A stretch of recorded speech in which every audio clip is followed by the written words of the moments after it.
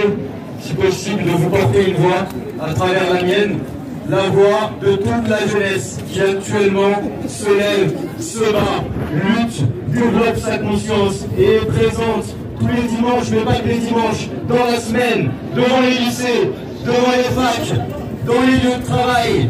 Et pour ceux qui n'en ont pas, dans l'absence de lieu de travail, de toute cette jeunesse et d'une génération qui émerge et qui a la conscience que sa liberté et que sa propre dignité, elle ne sera jamais atteignable tant que la Palestine sera occupée. Et vous savez pourquoi?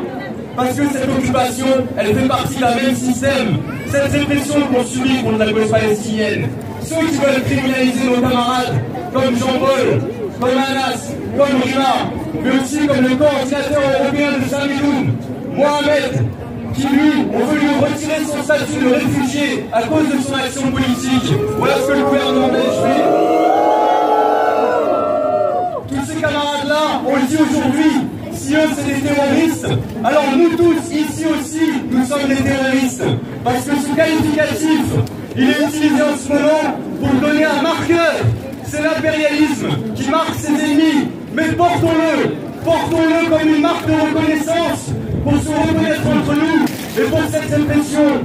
Au lieu de nous intimider, au lieu de nous décourager, elle nous renforce, elle nous pousse à s'allier et à construire ce front uni qu'on a besoin de mener tous ensemble. La seule solution qui est face à nous, c'est de détruire ce système-là. C'est de lutter encore et encore, et qu'à chaque fois qu'on nous réprime, on ait la conscience que parce qu'on a mené la ligne juste et qu'on les dérange, qu'à chaque fois qu'il y a un procès, on en sorte en étant 2 fois plus, qu'à chaque coup qui nous porte, on soit libre, dont chaque tête qui est coupée, on fait repousser d'eau, et que ça nous donne cette force pour après porter ça dans notre famille, avec nos amis, avec nos collègues de travail ou d'études.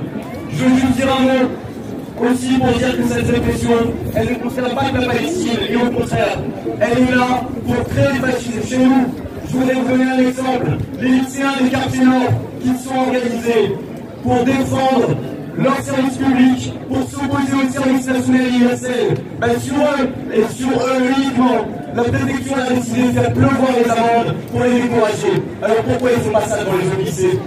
Ils ne font pas ça parce qu'ils ont eu peur. C'est que ceux qui vivent dans les quartiers populaires s'organisent et qui s'organisent tous ensemble avec nous tous, avec la conscience qu'on forme un tout qui a un intérêt et qui s'oppose au leur.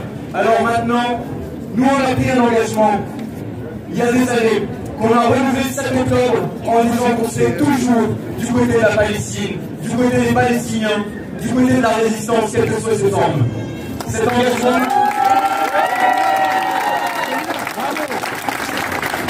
on l'a renouvelé ces 6 derniers mois en apportant à la hauteur de nos moyens tout ce qu'on pouvait pour développer la lutte.